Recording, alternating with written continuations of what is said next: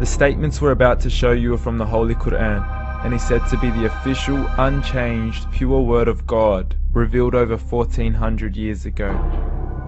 Claiming to be the word of God is a heavy statement, and without proof, or if a single contradiction is found within the book, the apparent word of God will be proven false. So without further ado, let's put the book to the test.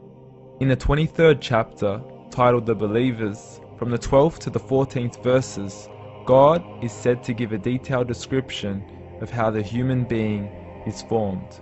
It begins by saying, "We then placed him as a sperm drop in a place of settlement, firmly fixed.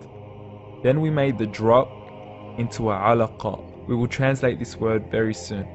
"And then we changed the alaqa into a lump.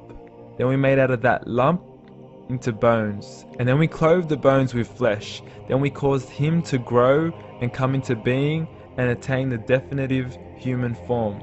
In the 21st century, we can now safely say that this verse is clearly describing the process of human development in correct chronological order. However, what we should be paying attention to in particular is the second stage, referring to the development of the embryo. The specific word used to describe the embryo in this verse is the word alaqa. The word alaqa, when translated into English, can mean three separate things. Firstly, a blood clot, or to be suspended, that is to be hanging or clinging to something, or thirdly and finally, a leech. Now, all three definitions don't come anywhere near what we perceive to be the human embryo. So, why are these words used, and what significance do they share with the human embryo? Can the embryo be described as a blood clot? Well, what do you think? In the third week of embryonic development, a tubular heart joins with the blood vessels to form a primordial cardiovascular system, and by the end of the third week, the blood is circulating and the heart begins to beat on day 21. The first thing that comes to mind in regards to being suspended or hanging is the umbilical cord. But we can't use that example because we are simply referring to step 2, before the baby has even formed. But we now know today that the umbilical cord is formed from the connecting stalk. And the connecting stalk is formed as soon as the embryo is formed. The embryo's connecting stalk has even been described by John Allen and Beverly Kramer as an object to suspend the developing embryo in the extra-embryonic column.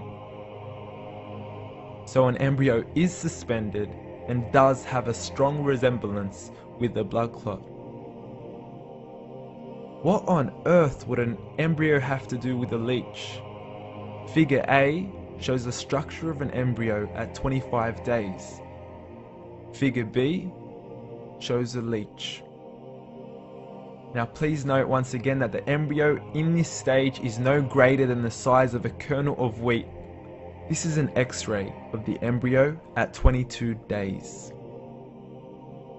This is the internal structure of a leech. It's mind-blowing stuff, but you still haven't seen anything yet. This is the head of the embryo at 22 days. The detail you are seeing right now is absolutely impossible to be seen with the human eye and can only be seen with a microscope. This is the back end of a leech. There's no other words used to describe this other than mind-blowing. The pictures we have shown you are impossible to be seen with the human eye, or even to be predicted by the human mind. Once again, the verses we have shown you were revealed over 1400 years ago to a man who couldn't read nor write. Are these the words of God?